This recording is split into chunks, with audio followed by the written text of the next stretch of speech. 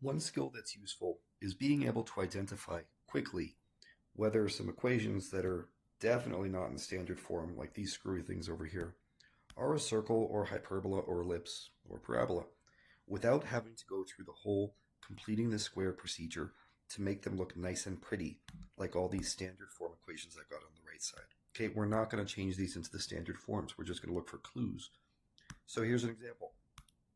Parabola, first clue that I'm looking for. There's an x squared or a y squared, but there is not both. Okay, and if you look through this list, you'll see, hey, this guy's got an x squared and it's got a y squared. Okay, so that's not a parabola. You can go through the whole list. The only thing you're going to find without both x squared and y squared is this guy. Okay, so that's my parabola right there. Okay, next clue. The circle's an easy one to spot. If you're looking at circles, you're going to notice they have the same sign of the x squared and y squared and the same number in front of it. There may not be any number, or there may be a number, but it has to be the same, like 2 and 2. So look through this list. There are going to be some examples, like this one, where it's a -7 and a -7. They're both negative, okay? That checks one box, and they're both the same number, 7. So that is my first circle right there. And keep on looking through the list, see if you can find another one before me. I see a few things in here that have the same sign, but they're different numbers, like this guy, -8, -7. That is not a circle. Those need to be the same number in front. So we'll get to that guy next. Are there no more circles? Oh yeah, there's one. There's one at the very end. 10 and 10 for the x squared and y squared. So that's another circle at the bottom.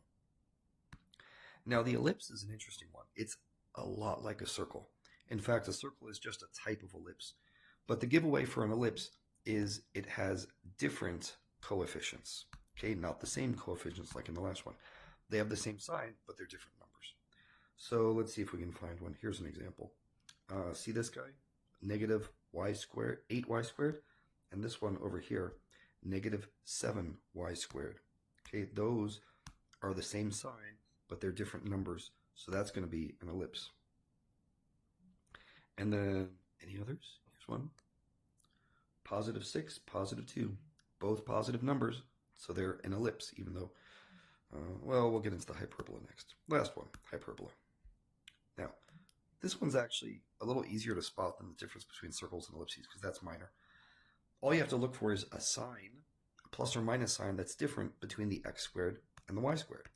If you see a different sign, I don't care about the number in front of it. It's the difference in the sign that matters.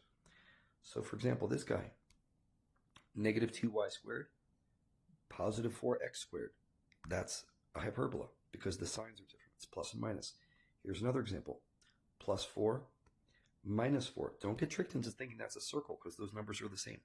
Because the sign is different, it's a hyperbola. Now, one thing I did not get to in this discussion is the orientation of these shapes. Like, are they vertical or are they horizontal? Are they taller or wider? That's not something you can tell so quickly from just glancing at the equation, but you can tell what kind of a shape it is you're dealing with in general.